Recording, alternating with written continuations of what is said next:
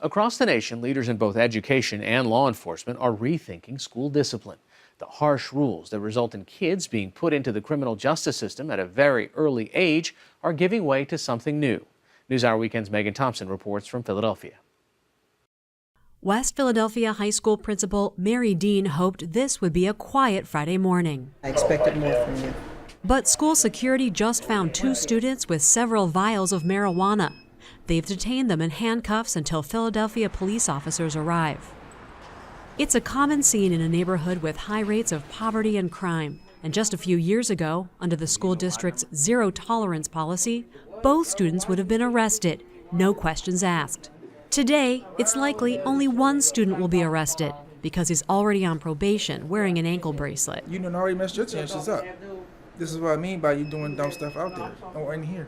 But for the other student who has no record, there's another option. You do what you're supposed to do, it'll all go away. You don't have to worry about these charges or nothing. If you don't, then of course all the marijuana charges will be brought against you. Rather than being arrested, the student is put in the Philadelphia Police School Diversion Program, a citywide initiative that aims to keep kids out of the criminal justice system for misdemeanors. Things like having drugs in school or bringing items that are banned, like pocket knives and BB guns, even hair combs and scissors, which could be dangerous. We have a bottle opener, which can still be used as a weapon, as a point.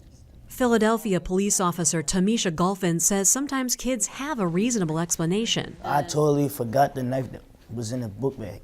I really forgot. In March, 10th grader Sanaj Jackson set off a metal detector when, he says, he accidentally brought a kitchen knife to school. He'd been locked out of his house the night before and borrowed the knife from his grandmother to pick the lock. And I got in and I put the knife in my book bag, and then I forgot to take it out. Then the next morning I went to school, and then when I put my book bag through the monitor, he said, "We have a problem." Sanaj says getting arrested would have affected the entire family. His mom works full-time, so he helps take care of his 5 brothers and sisters. The first thing I thought about was my mom. I don't want to go to jail.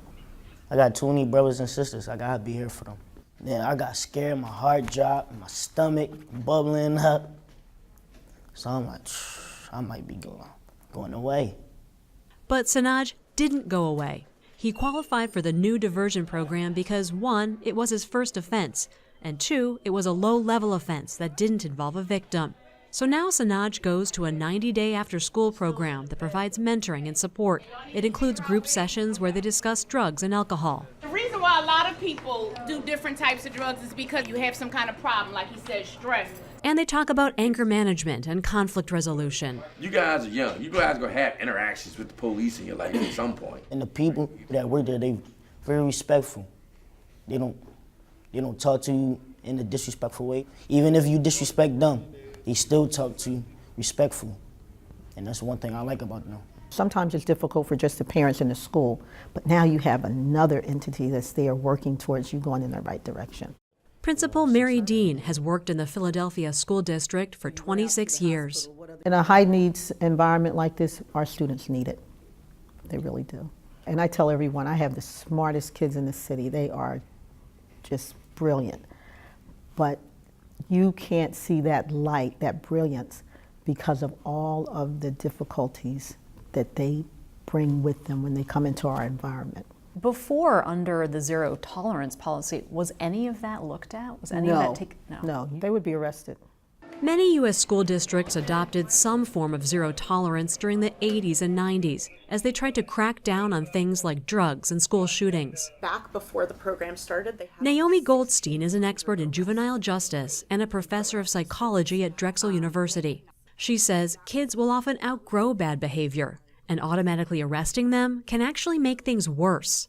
For kids who end up in the system, the chances that they continue their involvement over time increase. They're now exposed to the thinking and the behaviors of other kids who are heavily involved in the system or who have really done even things that are much more serious, which could then influence them in really negative ways, and so creating a negative cycle.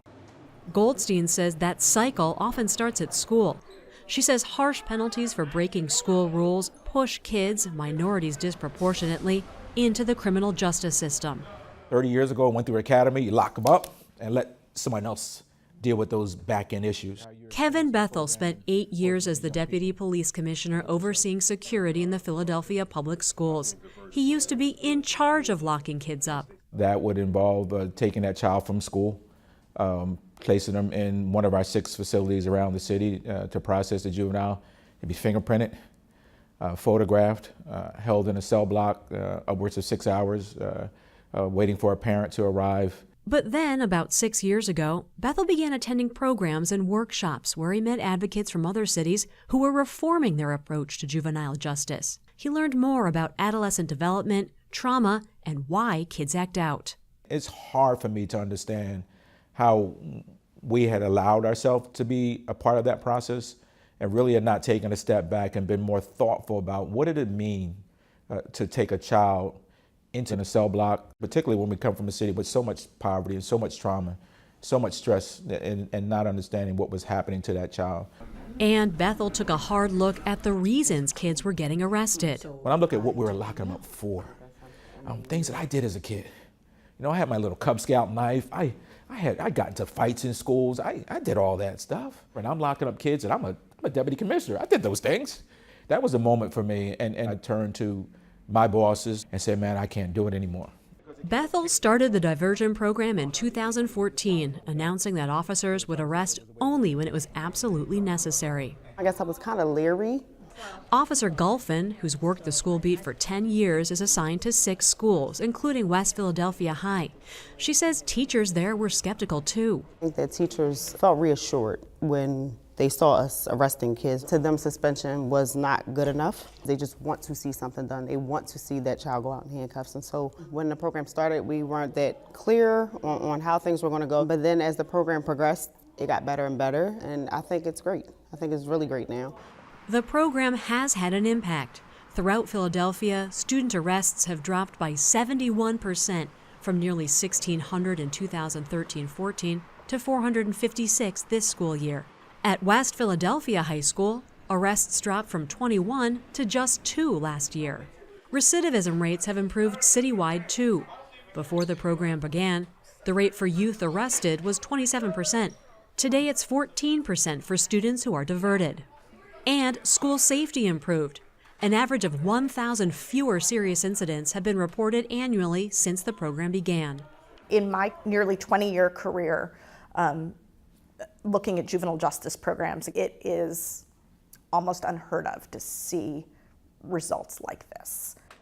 A main reason for the successful results, Goldstein says, the root causes of students' behavior are finally being addressed in the after-school programs they're sent to, like this one called The Bridge.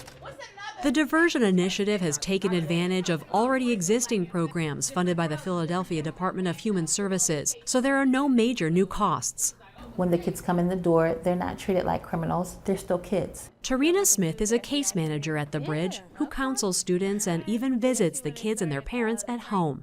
And a lot of times when kids come in the door, they come in for one thing, but it's so much deeper than that. It could be problems at home, it could be a cry for help. And once they start breaking things down to me, it's like, wow, this is a little adult here that had grown-up problems still as a kid. Like you get in more trouble, right? On Wednesday afternoons, there's a mentoring group just for the boys. Art is a good way to express yourself. And another one just for the girls. Nashay Smith is a 17-year-old high school senior. She was sent to The Bridge after getting caught with a taser at school. My mom handed it to me. She gave it to me to protect myself. I used to go from school straight to work, and from work to home, wasn't getting off till like 11, 12. At first, Nashay didn't show up for the program, and when she did, she wouldn't participate. She was failing her classes at school and says she had little ambition. But then she started to open up. I didn't want to go to college. I didn't, because I just felt like I didn't want to do school no more. And then it was just like they talked to me. They was like, you can do it. And I was like, okay. And I can do it. I know I can. I got it in me. Now she's on track to graduate and will attend Penn State University in the fall. If she sees it through, she'll be the first in her family to get a college degree. Are there kids who you just can't reach sometimes? Unfortunately, there are some kids that's just whatever you do, you're not going to reach them. But if we have 5 and only reach 3, that's a major accomplishment, because that's 3 more that's not going to be back out on the street.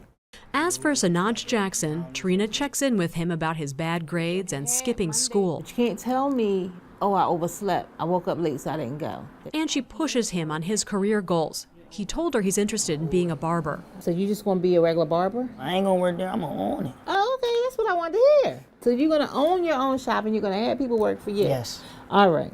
Get the hair laid down proper. So Tarina set him up with a mentor at a nearby barber shop, and he started there a few days later. Hey, while you're here, we'll show you how we do it, what we do, how to hold clippers. It's a chance for Sanaj to gain real-world experience and a glimpse of a possible future. I might even have some equipment for you when you leave out of here, okay? Okay. All right, hook me up real nice.